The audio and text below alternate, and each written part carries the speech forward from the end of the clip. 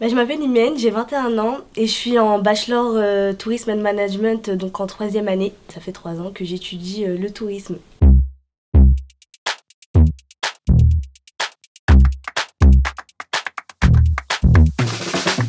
Tu es étudiante en troisième année du bachelor, est-ce que tu peux nous détailler ton parcours? Tout d'abord, en fait, avant l'école, après le bac, j'ai fait une année de licence LLCR en anglais à la fac.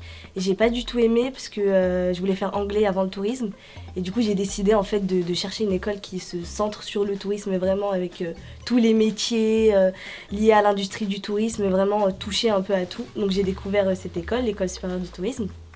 Et du coup, ça fait 3 ans maintenant que j'étudie des cours comme le MAIS, le marketing, la géographie appliquée au tourisme, territorial marketing, enfin plein de cours comme ça différents qui te laissent un peu découvrir vraiment les coulisses du tourisme et de tous les métiers, tous les compétences en fait qu'on peut acquérir, toutes les compétences pardon qu'on peut acquérir durant un cursus comme celui-ci. Quel stage tu as effectué à la fin de ta première année?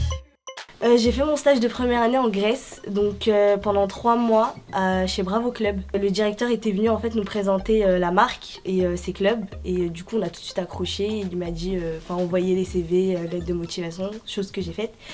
Et du coup il m'a affectée en Grèce, plus précisément dans le Péloponnèse.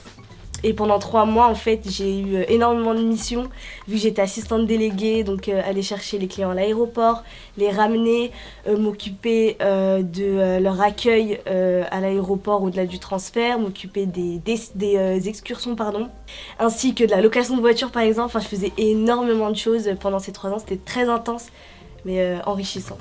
Où est-ce que tu es partie à l'étranger en deuxième année? Je suis partie en Turquie pour 6 mois, donc de septembre à janvier. C'était une expérience incroyable que je conseille à tout étudiant qui veut faire des études supérieures et qui a la chance ou la possibilité en fait de faire un CUE ou un Erasmus en fait à l'étranger, de foncer parce que c'est une expérience incroyable. Les personnes qu'on rencontre, le pays qu'on découvre, on apprend des fois la langue. Moi j'ai pu apprendre un peu le turc, mais tous mes cours et tous les échanges avec les élèves sur place ou les personnes que j'ai pu rencontrer ont parlé anglais. Et aussi j'ai pu visiter énormément de villes pendant mon séjour, donc comme Istanbul, j'ai fait les Cappadoces, Izmir. Donc voilà, c'était très cool.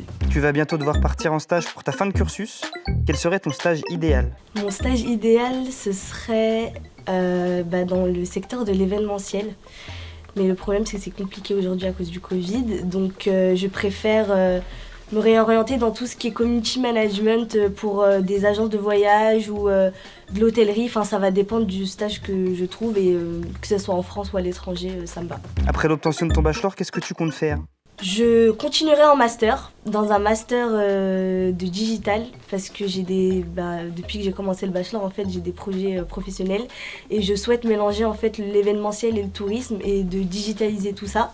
Du coup, j'aimerais bien, maintenant que j'ai les compétences en fait réelles du tourisme et de tout ce qu'on a pu apprendre en fait durant ce bachelor, j'aimerais bien l'apporter en fait avec une expérience en plus dans le digital et faire un petit mix de tout ça et pourquoi pas en faire mon métier plus tard.